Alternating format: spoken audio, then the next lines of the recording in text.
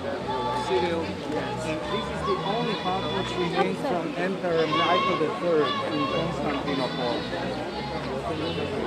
He moved to, yeah, where they went. Cyril went to school. So he moved away. Big wave.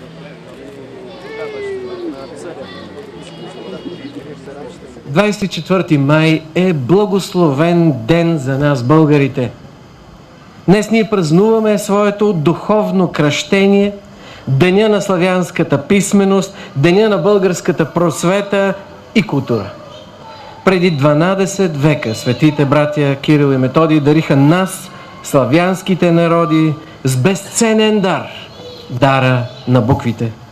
Тяхното дело промени културно-духовният облик на християнския свят. Като прие учениците на Кирил и Методий, новопокръстеното българско княжество съхрани най-значителното културно-политическо движение в средновековна Европа и превърна българската държава в център на развитие, на разпространение на славянската писменост и култура. Именно тя бе тази, която ни крепеше и обединяваше през вековете на трудности и изпитания и ни помогна да съхраним своята национална идентичност и духовност. За мен е удоволствие в този светъл ден да открия тази прекрасна изложба.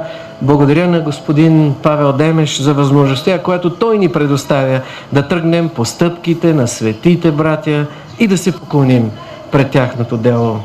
Защото именно това е тази неразрушима връзка, която свързва и обединява всички нас, славянските народи. Нека не изграждаме изкуствени бариери, а да продължим делото на светите братя, равно апостоли Кирил и Методий, издигайки нови мостове на сътрудничество и приятелство.